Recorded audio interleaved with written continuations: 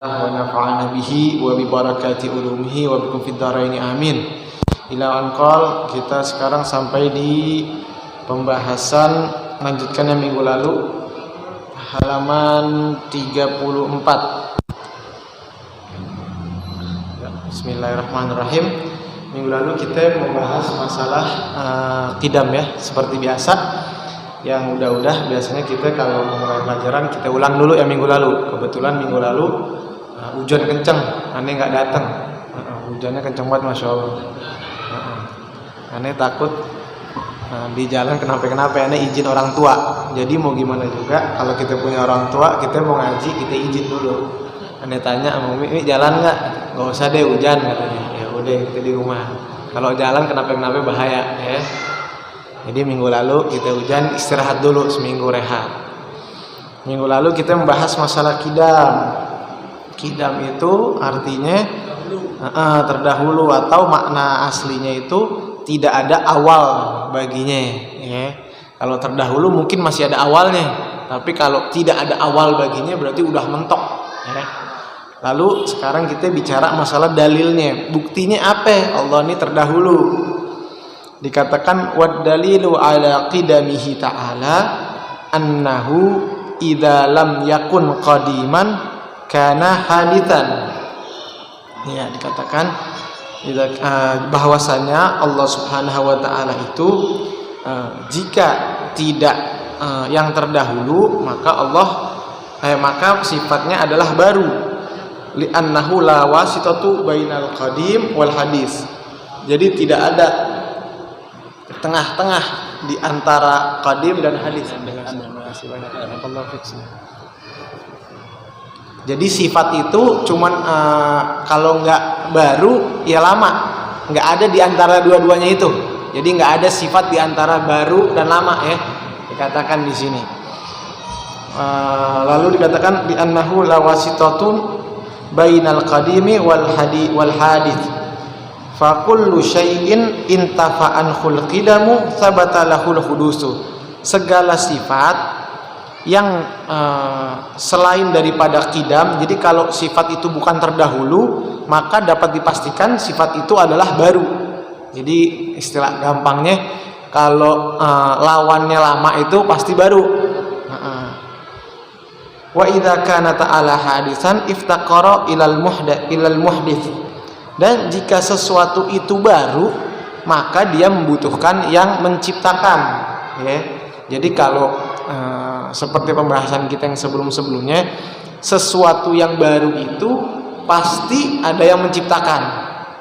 Nah, jadi kalau dikatakan lawannya daripada qidam itu kan baru katanya. Nah, Allah itu kan qidam katanya. Jika Allah dikatakan ada yang mengatakan Allah itu baru, berarti Allah ada yang menciptakan. Dan itu mustahil bagi Allah Subhanahu wa taala.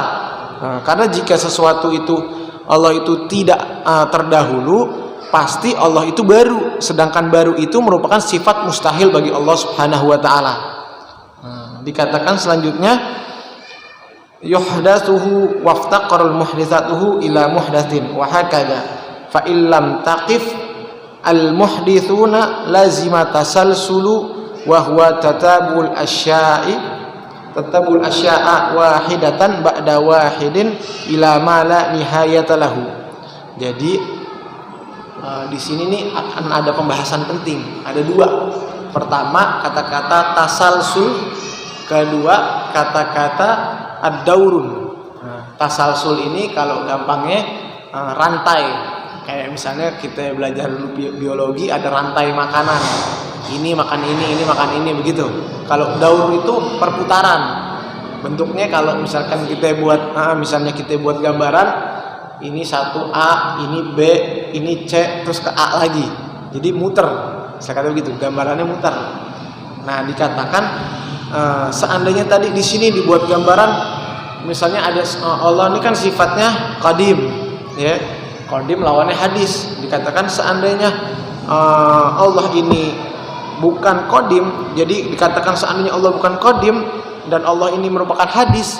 Kalau hadis itu atau baru, kalau baru berarti ada yang menciptakan. Nah, yang mencipta dan sesuatu yang diciptakan pasti ada yang menciptakan. Nah, seandainya yang menciptakan ini bukan Allah, berarti hal ini pasti ada yang menciptakannya. Jadi kayak yang menciptakan nih, yang diciptakan oleh Allah, lalu diciptakan lagi oleh yang lain. Yang lain ini pasti diciptakan oleh Allah. Dan Allah diciptakan oleh sesuatu yang lain, muter-muter terus. Dan ini tidak akan ada akhirnya. Sedangkan ini merupakan sifat yang mustahil. Jadi ini contoh sifat mustahil ya. Jadi Allah itu sesuatu yang telah lama, yang tidak ada awal baginya dan mustahil, sifat baru bagi Allah Subhanahu wa taala. Lalu kita lanjutkan, dikatakan di sini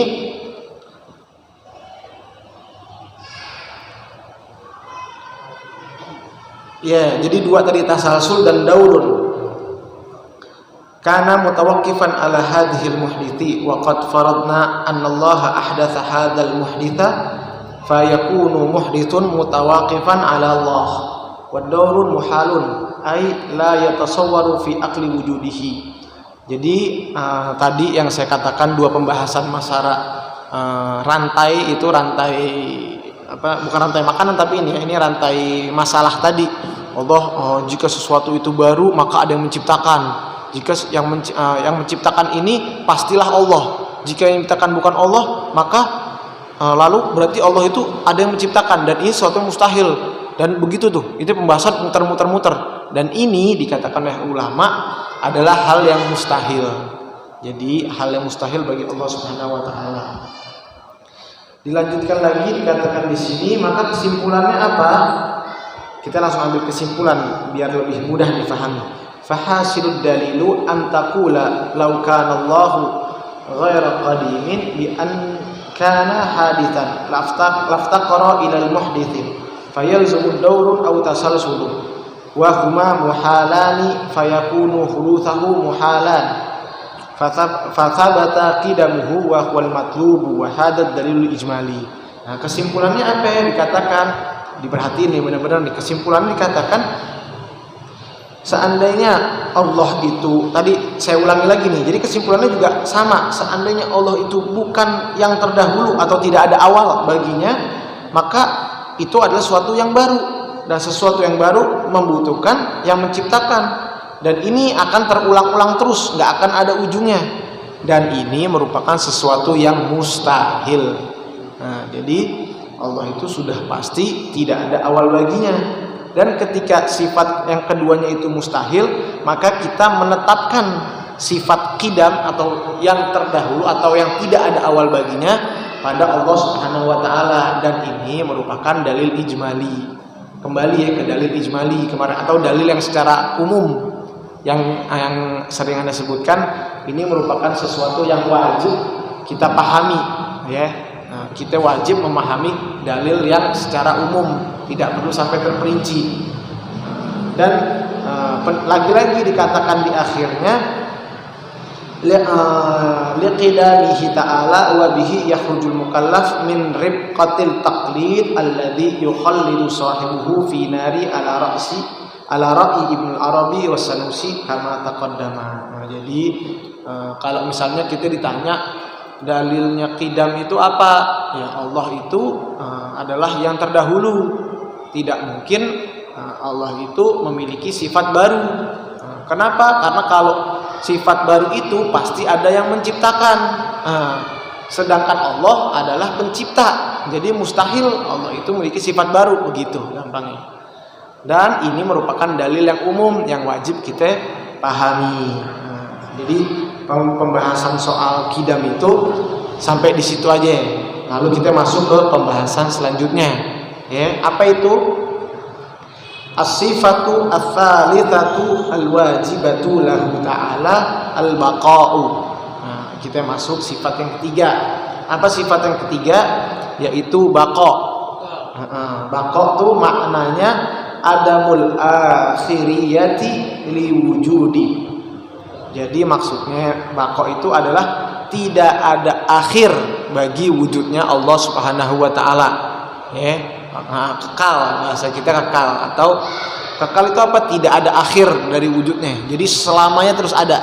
Jadi kalau manusia itu kan misalkan dikatakan wujud manusia itu ada, tapi manusia tidak kekal karena bakalan meninggal.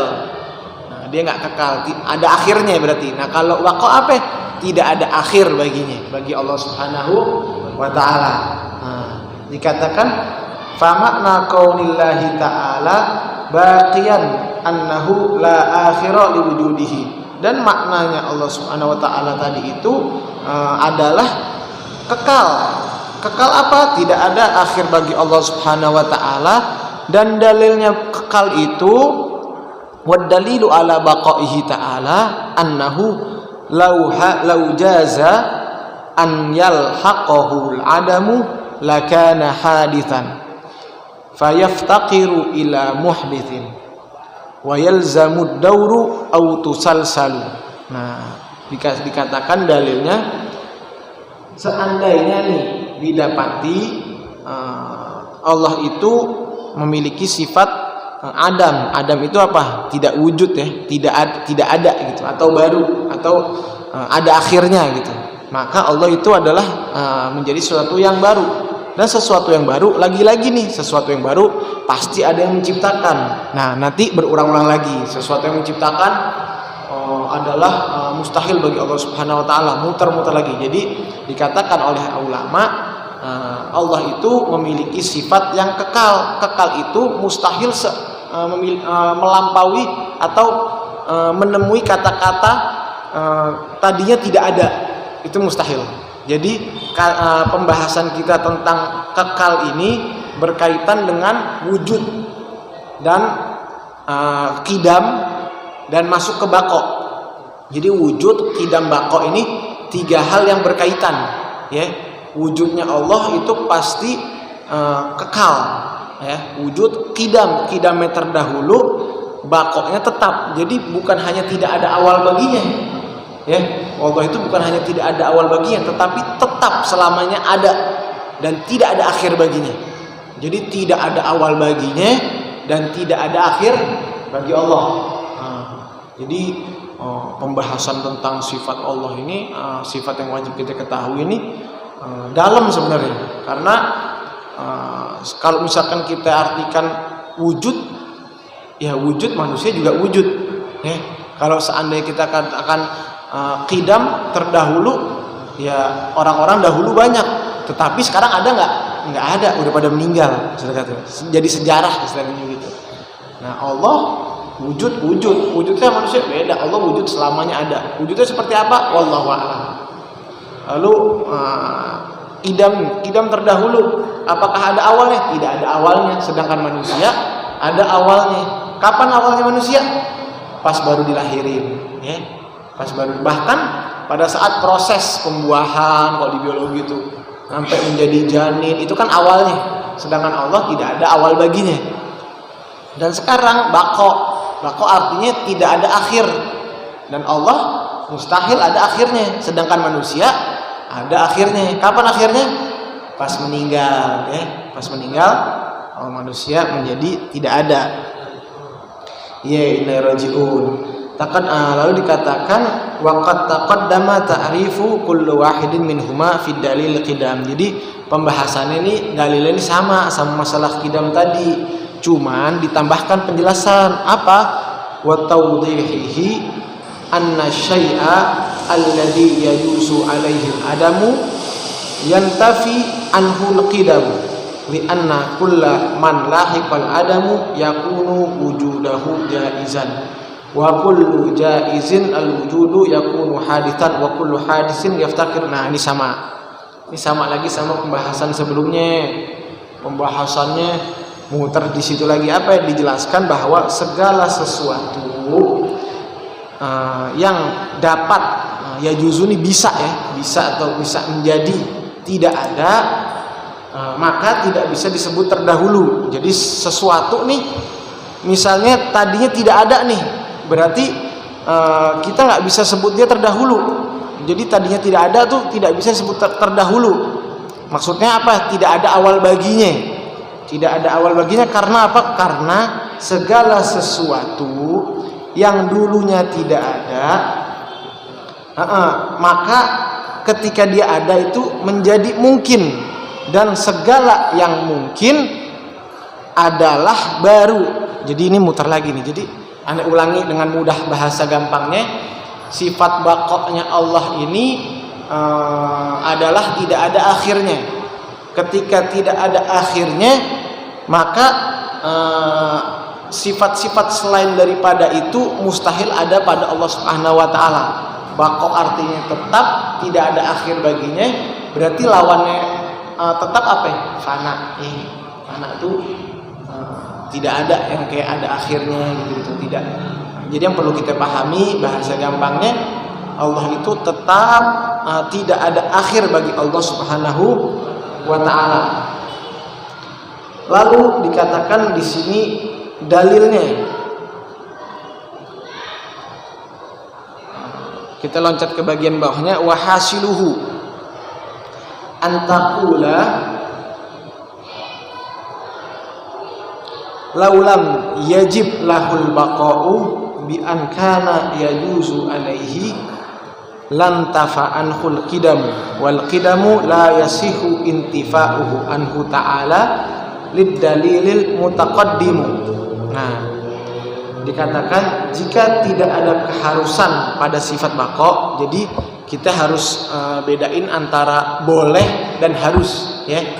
Kalau boleh itu berarti bisa terjadi, bisa tidak terjadi ya.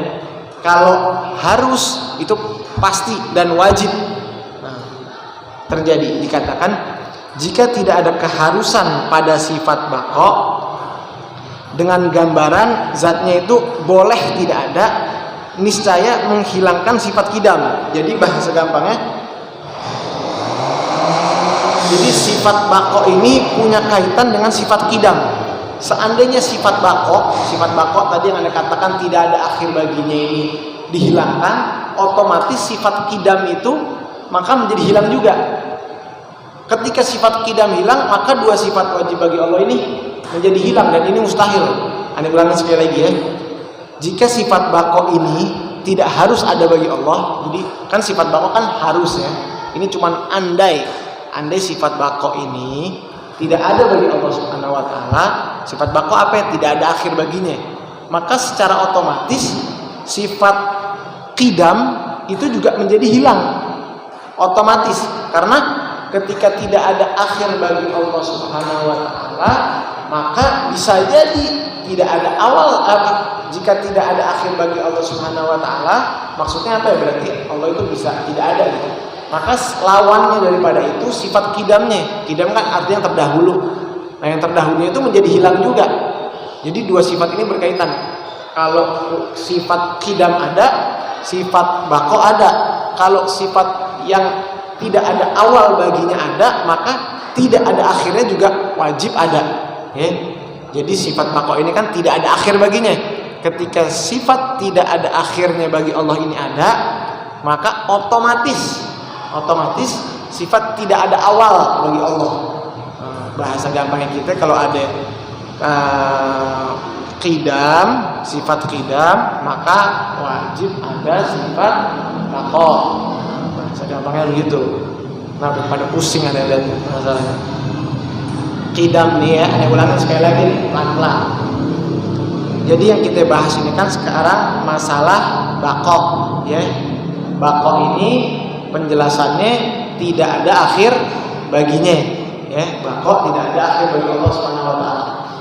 Dikatakan seandainya tidak ada akhir bagi Allah Subhanahu wa taala ini, sifat baqa ini dihilangkan, seandainya dihilangkan, maka otomatis sifat Allah yang sebelumnya atau tidak ada awal bagi Allah itu menjadi hilang juga. Jadi kayak sesuatu yang berkaitan. Kayak misalnya contoh gampang kehidupan kita apa ya? Misalnya masalah listrik sama mic. Nah, ketika mikrofon nyala, maka listriknya nyolok. Ya.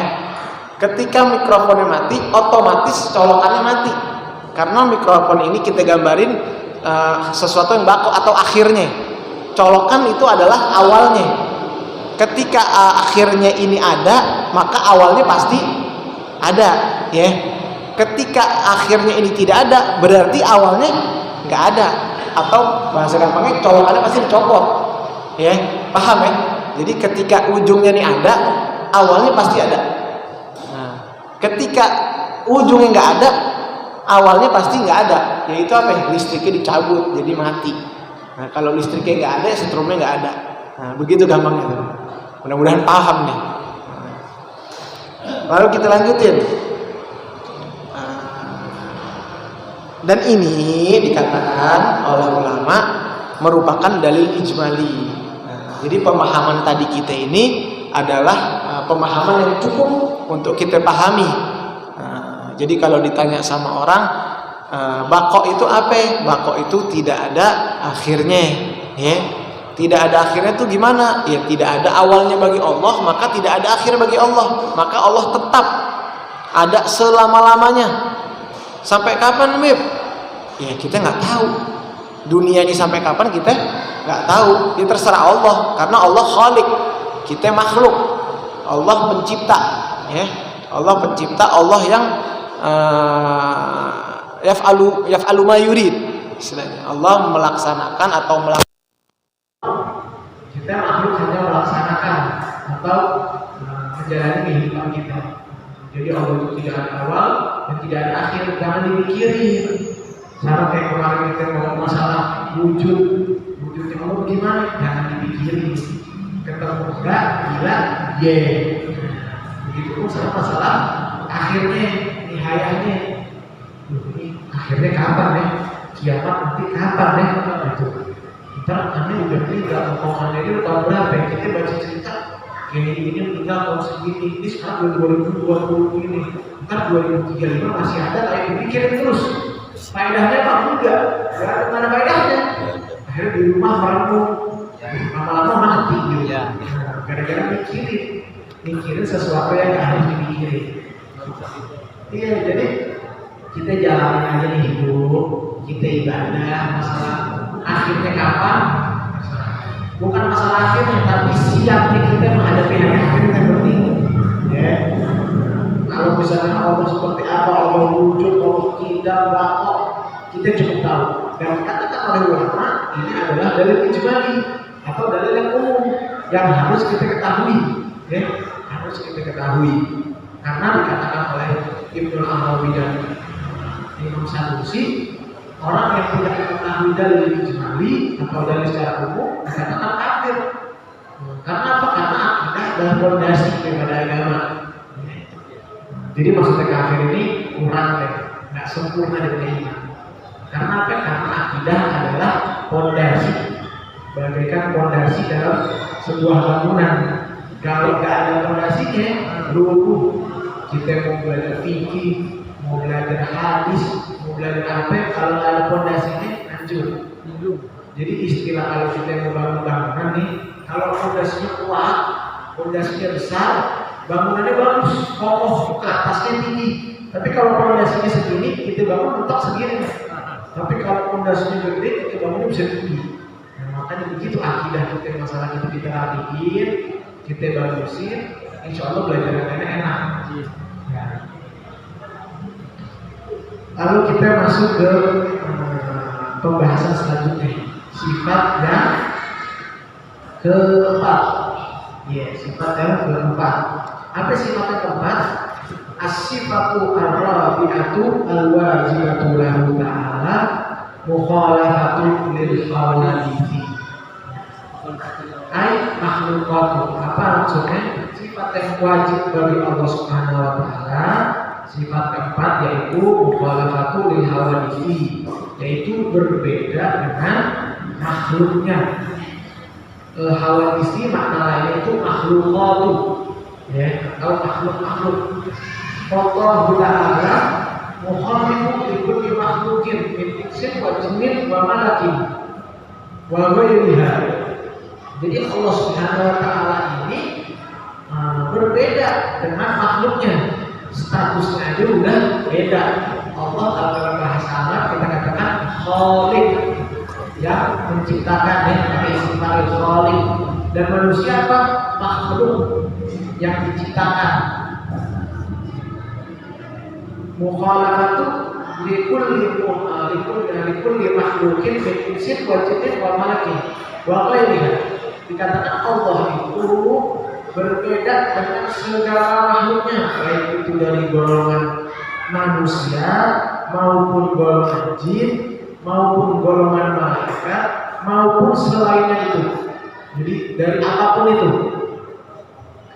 Fala yasihhu tisafuhu ta'ala bi awsafil hawadithi min masyir wa qudin wa jawariha. Dan kita juga enggak boleh mensifati Allah Subhanahu wa taala dengan sifat yang baru. Ya. Seperti apa yang sifat yang baru itu? Seperti berjalan atau duduk atau memiliki anggota badan. Ini kita nggak boleh nih.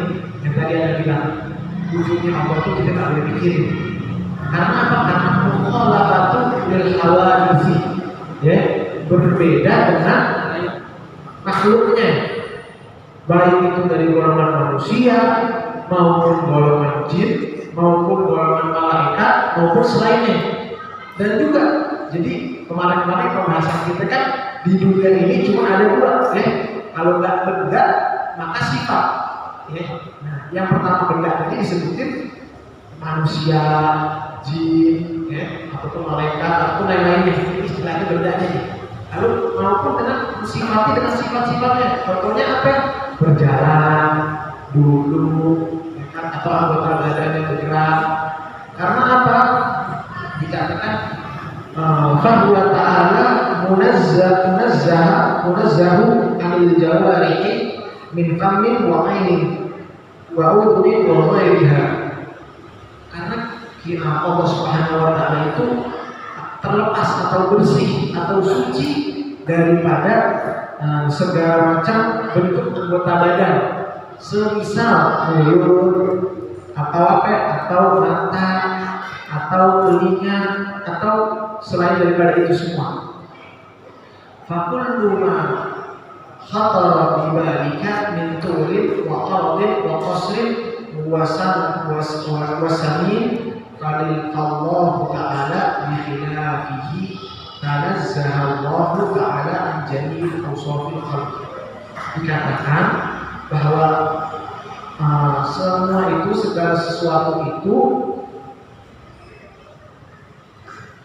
yang terlintas di hati kamu itu tidaklah bisa tergambarkan Allah itu seperti apa, baik lebar atau besar atau gemuk atau lain sebagainya.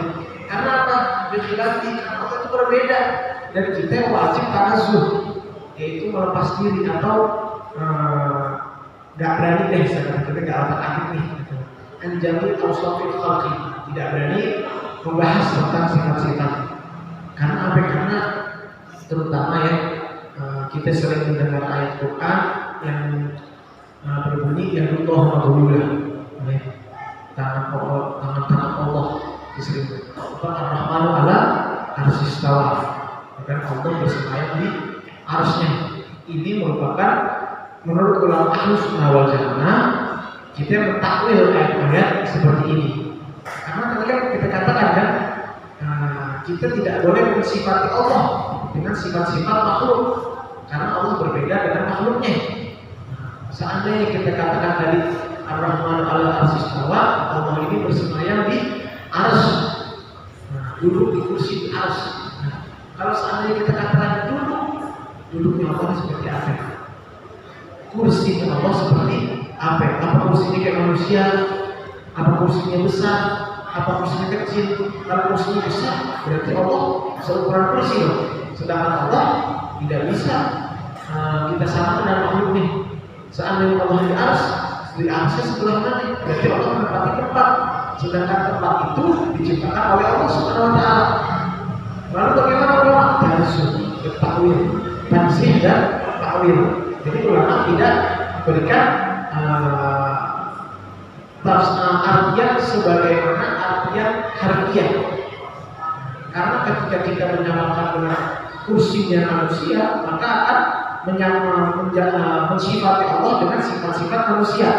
Dan padahal Allah memiliki sifat mukhalafatu bil hawadits. Allah berbeda dengan makhluknya. Enggak menggambarkan atau ya Allah memiliki tangan. Apa tangannya kayak gimana? Seperti tangan manusia kan? Atau tangannya kayak kucing? Atau tangannya kayak burung? Atau kayak apa? Nah, ini kan bahaya. Manusia kalau berpikir kemana-mana. Sedangkan ulama ketika ada ayat seperti ini, tangan ini bisa ditafsirkan atau ditakwilkan menjadi sebuah kekuasaan. Kita sering dengar kalau kita baca berita, negeri ini di bawah tangan seorang raja.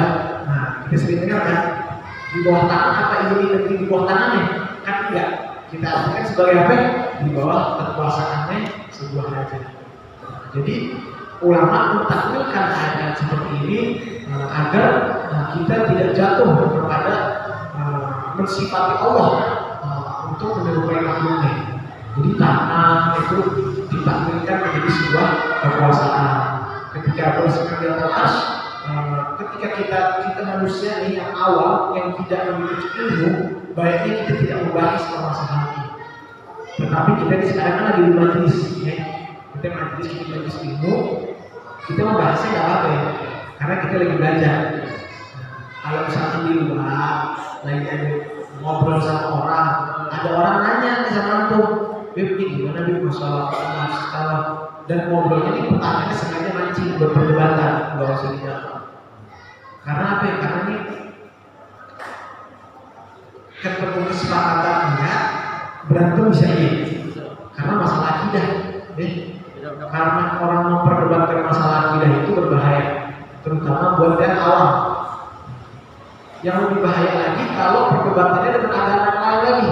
Sesama agama di Islam aja berbahaya, apalagi dengan agama lain. Karena ketika kita berdebat dengan orang yang agamanya beda nih, kita kalah, iman kita bisa goyah. Kalau iman kita goyah, akhirnya kita bisa murtad. Itu bahaya. Nah, kalau misalnya berdebat antara akidah, ketika kita kalah dalam berargumen, padahal bukannya kita kalah, tapi kita nggak tahu hujah. Itu bagusnya apa? Jangan dijawab. Akhirnya itu masalah khilafah. Ini nggak berani bahas ya. Karena masalah ini berat. Kalau anda pribadi, ya, anda ikut guru-guru anda aja. Guru anda bilang masalah ini nggak perlu dibahas, kecuali di majelis ilmu. Majelis ilmu gunanya buat belajar. Kalau di majelis ilmu nggak dibahas, ya orang nggak ngaji, nggak usah ngaji di rumah. Nah, karena kita di majelis ilmu, jadi kita bahas. Pentingnya nih mukhalafatul lil hawadits ini, karena orang sekarang macam-macam ya, apalagi masalah akidah mesti betul-betul kita pelan-pelan, karena kita sendiri ulama Ahlussunnah wal Jamaah itu gak pernah mau mengkafirkan orang lain ya. Karena wali songo di zaman dulu susah, atau ulama-ulama di zaman dulu mengislamkan orang itu setengah mati, datang dari mana berdakwah dengan tujuan mengislamkan orang lain ya. Dan lucunya atau hebatnya ulama dulu itu berbicara itu ala qadri uqulihim. Jadi ulama kalau berbicara dengan orang itu sesuai dengan kadar akalnya. Misalkan ada hal yang dulu datang dari Yaman ke Indonesia, atau ulama-ulama Yaman datang ke Afrika, atau ulama dari Saudi datang ke Afrika Utara atau ke Eropa gitu. Ketika misalkan di Afrika masih awam, masih di hutan, apa dia bahas ini haram, ini enggak? Dia turun ke bawah, disetarakan, disetarakan keilmuannya dengan cara dengan dagang dulu. Diajarin apa? Bab sholat tapi yang langsung dijawab sholat. Pelan-pelan, itu masalah akidah. Tidak bisa kita langsung tenang. Kamu harus memahami bahwa itu wujud, itu tidak Allah, tidak bisa. Harus pelan-pelan sesuai dengan kadarnya. Karena ketika kita mengajarkan orang lain tidak sesuai kadarnya, maka akan fatal, benar. Orang bakal pertama nggak paham. Kalau nggak paham mending yang bahaya salah paham. Kalau nggak paham, udah diem. Tapi kalau salah paham, yang bahaya. Nah, begitupun dengan ulama-ulama kita ketika dia mengajarkan orang lain, dia menyamakan kadang-kadang, terutama masalah mukhalafatul khawarij ini yang kita tekankan lagi, yang perlu kita karena mukhalafatul khawarij ini salah satu pegangan kita dalam sifat Allah Subhanahu wa taala. Dalam segala macam keadaan, baik itu wujud, tidak, makhluk, mukhalafatul khawarij yang binafsihi, yang berdiri dengan sendirinya seperti apa? Yang penting pegangan kita berbeda dengan makhluknya. Itu kuncinya, berbeda sama makhluknya. Kalau kita sudah meyakini Allah berbeda dengan makhluknya, insya Allah selamat. Jangan sampai, pokoknya kalau kita ketemu ayat-ayat di dalam Al-Quran, ayat-ayat yang bersifati Allah, yang sifatnya itu mirip-mirip dengan manusia, nah itu kita ulama sunnah wal jamaah mentakwil. Takwil itu apa? Takwil itu tadi yang bilang menerjemahkan atau mengartikan dengan yang serupa dengannya. Contoh tangan kan secara harfiahnya tangan, tapi takwilnya apa? Kekuasaan. Ya, takwilnya tangan itu adalah kekuasaan. Apakah ini salah? Enggak. Karena itu sesuatu yang maklum. Ulama juga memberikan jawaban dengan ilmu, bukan dengan asal-asal ngomong. Begitu tadi dengan masalah tanzih. Jadi metode dalam akidah ini ada dua. Iya, takwil dan tafwid. Tafwid ini menahan diri aja nih. Takwil itu menerjemahkan, tafwid itu menahan diri dengan tanzihnya dari itu. Menahan diri nggak berani menerjemahkan segala sesuatu itu. Lain ceritanya dengan kelompok akidah lain. Dia bilang, saya menerjemahkannya sesuai harfiahnya. Kalau harfiahnya bilang tangan, ya berarti Allah tangan. Cuma tangannya kita nggak tahu gimana. Nah, ketika kita mengatakan, ya tangannya Allah itu cuma nggak bisa. Berarti kita mensifat Allah dengan Allah punya tangan. Ini berbahaya, ya, karena ada tangannya. Nanti ada mengatakan jari-jari. Nah, ini bahaya. Kalau kita gambarkan itu jadi berbahaya. Makanya kita mentakwil dan mentafsir dan tanzih, kita nggak berani, atau kita menerjemahkan misalnya lain, atau untuk berarti di atas tawa, berada di atas, ya pokoknya ada atas, gimana itu kita nggak tahu, kita nggak berani, kita ambil aja deh, Allah bersemayam, nggak bersemayam di mana, atau wujud dilakukan. Allah itu ada, tetapi tidak membutuhkan tempat, ya. Karena ketika membutuhkan tempat, dunia ini siapa yang nyiptain? Allah. Nah, dunia nyiptain Allah. Ketika Allah menempati suatu tempat, ya berarti ada dunia dulu dong, baru ada Allah. Ya dong. Ketika misalkan bersemayam di aras ada sebuah tempat, ya. Aras adalah tempat. Ketika Allah bersemayam ada tempat dulu, ada Allah dulu. Otomatis ada tempat dulu. Karena ketika Allah ada di situ, pasti diciptakan tempatnya dulu. Sedangkan Allah adalah tidak ada awal baginya. Allah adalah yang terdahulu. Mustahil ini terjadi. Makanya kita mentakwil. Ya. Jadi mudah-mudahan kita selamat dari tidak berharap, kita ikut ulama, dan seperti ini mudah-mudahan manfaat Allah adalah bersuara. Bismillahirrahmanirrahim.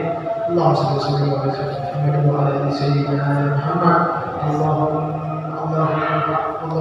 اللهم انفعنا ما علمتنا وعلمنا ما ينفعنا وزدنا علما. اللهم انا نسالك فهم النبيين وحفظ المرسلين والهام الملائكه المقربين. اللهم اغننا بالعلم وزدنا بالحلم واكرمنا بالتقوى وجملنا بالعافيه برحمتك يا ارحم الراحمين. اللهم انا نعوذ بك من علم لا ينفع وقلب لا يخشع ودعاء لا ينفع ونفس لا تشبع ونعوذ بك من هؤلاء الأربعة. ربنا هب لنا من أزواجنا وذرياتنا قرة أعين واجعلنا للمتقين إماما. ربنا آتنا في الدنيا حسنة وفي الآخرة حسنة وقنا عذاب النار. صلى الله عليه وسلم وعلى آله وصحبه وسلم والحمد لله رب العالمين.